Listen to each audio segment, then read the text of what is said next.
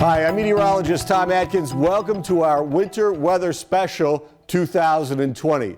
I'm joined by my colleagues, meteorologists Tom DeVecchio and Craig Flint. We've got more great information for you this year, including a fan favorite, our winter weather forecast.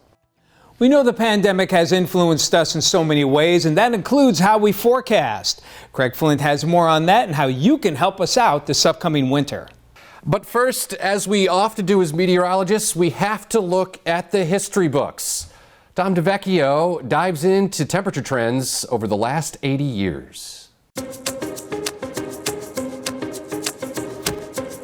This year, I want to look at both the average and the extreme temperature trends in the Erie area at the Erie International Airport from the 1940s until today. Were the cold temperatures and all the snow really that bad in the 70s? Let's take a look at those temperature trends. I used the three coldest months of the year from 1940 to 2019, which is December, January, and February. What we often term meteorological winter, since they are the three coldest months of the winter season on average. I then used the average temperatures for each decade to get a general idea of the temperature trends. I then looked at the average temperatures for the meteorological winter. As for extreme temperatures, I originally wanted to use days below zero as examples of extreme cold, but there just wasn't enough data. So I had to use days with temperatures of 10 degrees or lower as the extreme cold days. On the other side of the coin, I use anything over 50 as a warm winter day, and anything over 64 degrees as extreme warmth. Now that you know the setup, let's take a look at the temperatures and the trends that have occurred in the Erie region since the 1940s. What I'm starting out here is the average yearly temperatures. These are the average highs and lows averaged into one temperature. And I don't want to delve too much into these because it deals with the whole year, but it's interesting to note anyway. Notice that anything that's a degree or more per decade, that would be considered a notable change. Anything of 2 degrees or more would be considered a significant change. And you'll notice that we do have from the 40s all the way to the 70s a steady drop in those temperatures, bottoming out in the 1970s, and then a significant rise as we head on into the 70s to the 80s, and another notable rise into the 90s. So a classic V-shaped look. Temperatures drop and then they go up. Then a tiny little drop here from the 90s to the 2000s, then a somewhat notable rise between the 2000s and 2010s. So now let's check the actual wintertime averages, taking the December, January, February, three coldest months. And you'll notice that that follows a trend similar to the yearly averages. After a nice little rise here from the 40s and 50s, there is that steep drop that we saw on the average temperatures. Rather significant drop. Look at that, 3.5 degrees from the 50s to the 60s, and almost another degree drop into the 70s. So there was a significant cold hit from the 50s to the 70s, and then an equally significant rise from the 70s, 80s, and the 90s. Again, very similar to the national trends, and there is that little cool dip from the 90s to 2000s, and then a slight rise here from the 2010. So again, that followed the national trends with that coldest hit during the 70s. So let's delve now into those extremes. So here is the extremes map. The blue represents temperatures of 10 degrees or less. The green represents the 50 or above, or 50 to 64 basically, and the orange here, days where we've had temperatures above or at or above 64 degrees. Now when you look at the 40s to the 90s, the trends pretty much are what you would expect based on the yearly averages. Remember that the temperatures plummeted pretty quickly, especially from the 50s to the 70s. Notice that the number of cold days, extreme cold, rose significantly, while the number of warm days dropped a bit. And that's what you would expect on the warm days. If the average temperature gets colder, you would expect that you would have some significant cold days. Oh boy, 180 days below 10 degrees. That's half the year. That's how cold the 70s were. Just something of note. And then, of course, we had that big rise on the average temperatures from the 70s to the 90s.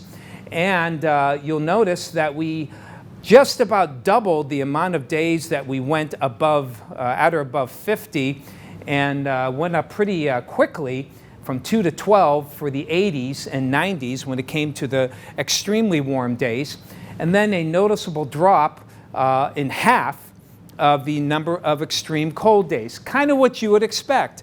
So the number of warm days almost doubled, while the number of extreme cold days pretty much were cut in half. So from the 40s until the 90s, the trends are generally what you would expect. Things get a little interesting, though, when we head from the 90s to the 2000s. Now recall, the average winter temperature actually dropped about a degree between the 1990s and the 2000s. So if the temperatures dropped, you would expect the warm temperatures to drop as well, and that indeed was the case, dropping about 30 days from the 1990s to 2000s. And the amount of extreme warm days also dropped about 25%. But what's interesting, despite the colder hits, the amount of extreme cold days also dropped. That was a bit of a surprise. The average temperature dropped. I would have expected that the average amount of extreme cold days would also drop, but that was not the case. Now recall there was a nice rise in temperatures between the 2000s and the 2010s of about a degree.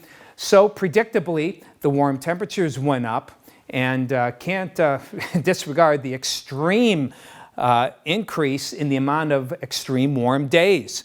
Look at that, it's about 2.5 times higher, from 9 to 21 days in the 2010s. They were pretty well spread out as well. Surprisingly, though, the amount of extreme cold days also went up.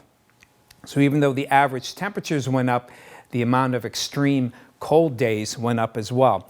So it makes you wonder how things will look as we go to the 2020s. Will those temperatures continue to rise, or won't they? So now that we've looked at the data, we can draw the following conclusions. The winter temperatures have generally followed a 20-year pattern of ups and downs, which is consistent with the general trends noted nationwide from the 20th century to today. There was a significant rise in the number of warm and extreme warm days in the 2010s. The extreme temperatures came in monthly waves. The average temperatures were notably skewed by these waves of extremes, where you could have up to 20 days in a month with temperatures below 10 degrees and another 15 to 20 in the next month. At the same time, there were some extremes that were quick hits. So how will the temperature trends go for the 2020s? Well, if it follows anything from the past, one would expect that our temperatures would be above normal for this decade. Of course, that's coming from an old guy who's seen a thing or two in his 33 years here in the weather business. But if there's one thing that I have learned when it comes to forecasting the weather and the climate around here, is that Mother Nature always gets the last laugh. Thanks, Tommy D, for your look back in history there. After the break, Craig Flint will talk about how COVID affects our forecasting and how you can get involved.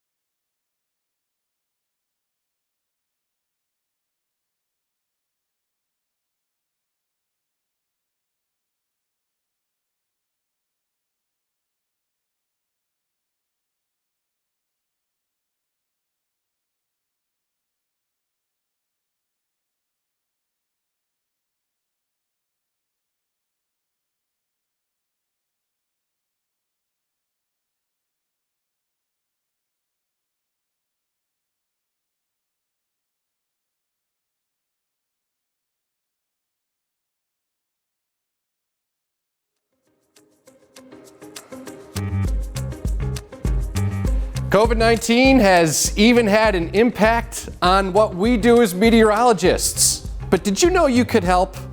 Here's how. One of the hardest hit industries by the COVID-19 pandemic has been the airline industry. There aren't as many planes in the sky, and that's a problem when it comes to forecasting.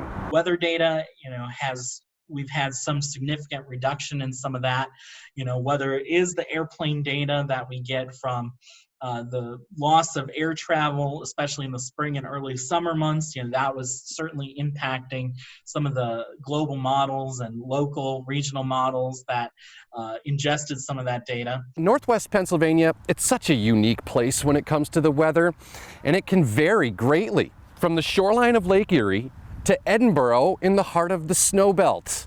And that provides quite a challenge when it comes to the forecast. We only have so much when it comes to our tools like radar and satellite that tell us what's actually happening in a location as a thunderstorm, as a snowstorm is occurring. That is where folks like Lori Santos come in. I am a weather watcher for Jet TV. I send in my weather data 3 times a day usually if I'm around. Morning, 5 a.m. for the early show, the noon show for Tom, and then the evening show for Tom Atkins. Lori is a part of a quiet but dedicated network of volunteers to keep tabs on the weather, from temperature to wind speeds, and most importantly, snow measurements. So this is my snow measuring station. It's pretty simple. It's a square platform, and it's supposed to be painted white. I measure new snow that has fallen on the snowboard. And then what I do is I take that snowboard, once I have it measured and recorded, lift the snowboard up. The snow then falls on the ground and I lay the snowboard back on top of the snow that just fell. When I send it in, they would like it to be sent to the nearest 1/10 of an inch. However, when I measure it spot on, whatever it is exactly. Lori has been a dedicated weather watcher for Jet 24 and Fox 66 for several years, and she's the real deal, keeping records that date back as much as 4 to 5 years. This takes us back to April of 2020 when the pandemic was starting. So we were kidding about pandemic snow here. And yeah, we didn't really get much snow in April actually. It was pretty mild. Same with March, hardly anything in March. But then if you go back to February, a lot of stuff going on here. A lot of notes there. A lot of notes. And Phil did not see his shadow, so spring was coming ahead. Well, that didn't happen. Not really. Yeah. Once Lori collects her daily weather information, she then relays that information to not only the weather department at Jet 24 and Fox 66, but to the National Weather Service in Cleveland as well. Lori's data is an important piece of the puzzle when it comes to preparing a forecast. When it comes to climatology and getting some of that ground truth, that's extremely important to us, and it really helps calibrate our forecasts that overall just help, the end services that we provide to our users. Zach also adds that the National Weather Service is looking for volunteers like Lori to help measure snow this winter, and here's how you can get involved. We have a snow spotter program. This snow spotter program is very unique to the National Weather Service in Cleveland because it only focuses on people that really are interested in measuring snowfall, and that's it. We have them report to us twice a day. We get the amounts of snow that they have each winter season, and it helps build that climatology for the region to really understand how much snow is happening during a given snow event, during a given winter season. Even though Lori is a retired science teacher, she says she still finds the time to learn. Even in retirement, Lori still finds the time to get her science fix. And the Weather Academy is something else that I learned from too. It's not just for kids. Yeah. That Weather Academy is pretty good. And by the way, you can catch the Weather Academy every Wednesday exclusively on our website, yourerie.com, throughout the school year. And as for Lori, she says she's ready to go this upcoming winter season. And on behalf of us here at Jet 24 and Fox 66, we thank her for her dedication to the weather and to all of our weather watchers who take the time to report what's happening in their backyard. You have to go, yeah, I've learned a lot. I learn more every day. It's great. It's fun. Being retired and doing this, it's best life. Thank you, Craig. That was very insightful. Don't go away, because when we come back, Tom Atkins will have your winter weather forecast.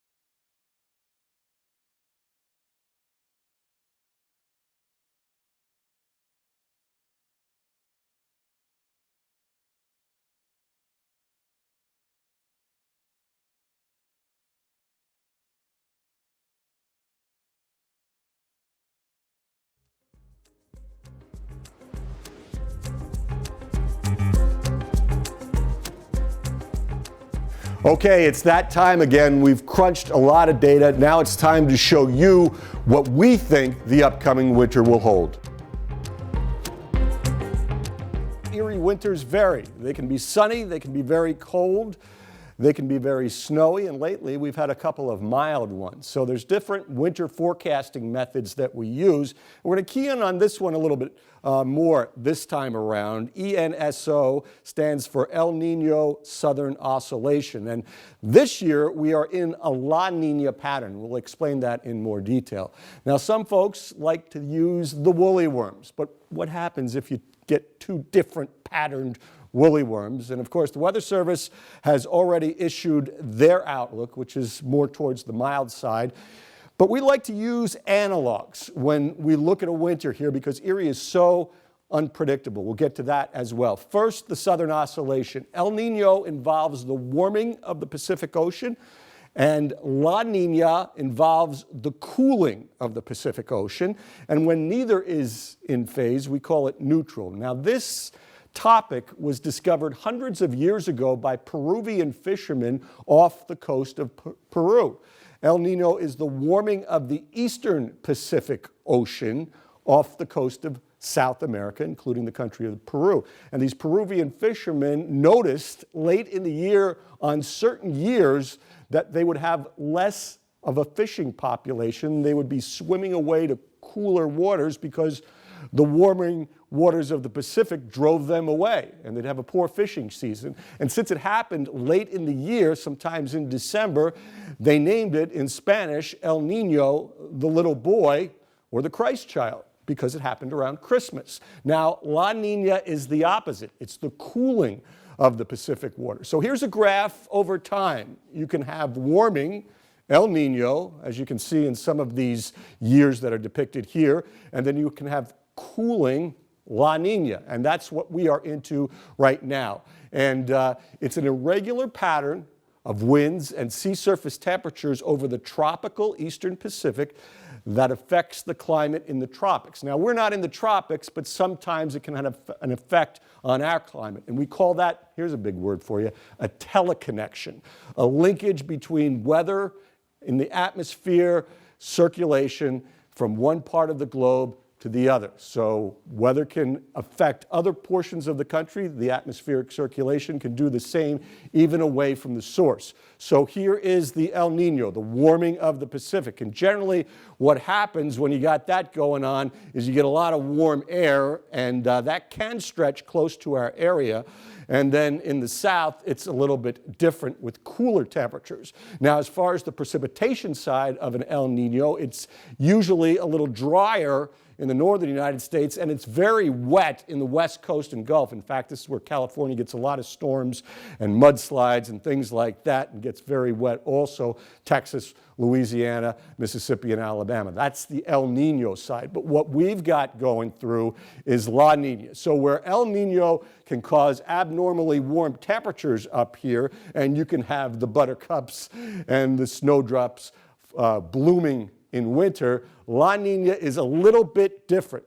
There's a big ridge in the jet stream that can cause cold air in the western U.S., but it can also push warm air up towards us from the southern U.S. And on the precipitation side, it tends to be a little bit above normal. But the question you have to answer is, if you've got warmer temperatures and above normal precipitation, how much of the precipitation falls in the form of snow and how much falls in the form of rain. So if you look at La Nina again, big ridge of high pressure here driving the jet stream, making the north central and northwestern United States very cold, and then trying to get us on the wet or white side. But which is it? Well, let's go back to the methods. Analog method, which we'll incorporate with the La Nina data this year, using years in the past that were similar, looking at the springs and summers like we've just went through from past years and seeing what happens in the following winters of those years. So we're going to take it chunk by chunk.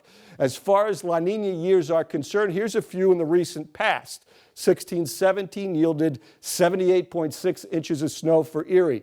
However, 2010-11, 110. And then you go to back below normal, and here's a few more years of La Nina winters. This one was very snowy. So it can go either way, and that's what makes it tough.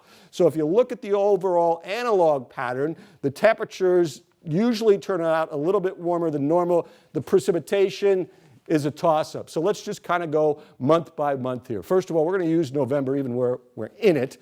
We expect the temperatures to be low to mid 40s on average. That's high and low. And we expect the snowfall somewhere between 2 and 11, 6.3 inches for Erie, but that's below normal snowfall. So if you look as we go into December, it's a big reversal. We think December is going to feature colder temperatures. This is the temperature map in blue. And then you see the precip making its entry into our area. So what does that mean for December from what we think right now? 4 degrees colder than normal with snowfall 5.5 inches above normal. That'll be about 33 inches in Erie. Let's move to January. It reverses back. This looks like a warm January coming up temperature-wise. And as far as precipitation, again, hard thing to say, but here's our best guess. Temperatures 2 to 3 degrees above normal, but snowfall about 6.5 inches below normal, 23 inches there. Let's go into February. It still looks warmer than normal here on the temperatures. And again, with the precipitation up and down, here's what we think. 4 degrees warmer on the temperatures and a little bit above average, 20 inches of snow for Erie on the precip. Final month, because we include month of March can be very snowy. We go back to cold in March. So this is an up and down pattern, and we get a little snowy here. So here's what we think. 3 degrees colder than normal, snowfall about 13 inches. That is near normal. So when you add all this stuff up, here's what's average for our area. Remember, we have the snow belt with the higher totals to the south of 90. Erie's average is about 101 inches, Meadville 99, and Warren about 69. So as we try to put some numbers in here for what we just showed you, again, we think temperatures are going to be up and down, but what about the winter snowfall results? That was last year, this is this year. 85 to 95 for Erie and the Lakeshore, that's inches of snow. Ashtabula, kind of in the same ballpark, 87. Meadville will go with 110. Warren about 88, and Jamestown and ski country at 115. So the snow belt, we say overall about 114 to to 200 inches of snow. Now, this is our guess. Mother Nature can throw anything at it. It's a tough game, but we'll stick with this for now. And by March and April, when it's all over, we'll see how we have done. Make it a great winter, no matter how cold or warm it is, or how much or little the snow falls. All right, thank you, Mr. Atkins. We'll see how it goes this winter. We will be right back after this.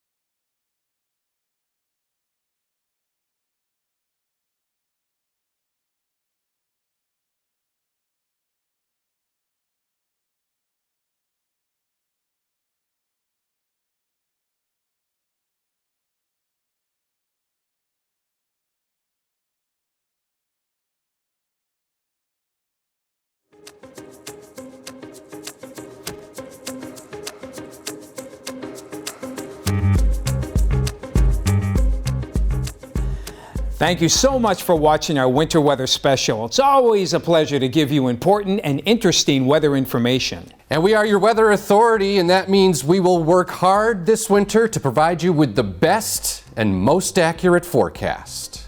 That is our commitment to you, our viewers, and it's a pleasure to serve you. Another guy that gets big credit is our producer, Kent Urbanski, who puts all his creative juices into making this show even better. So for meteorologists Tom DeVecchio and Craig Flint, I'm Tom Atkins. Make it a great winter.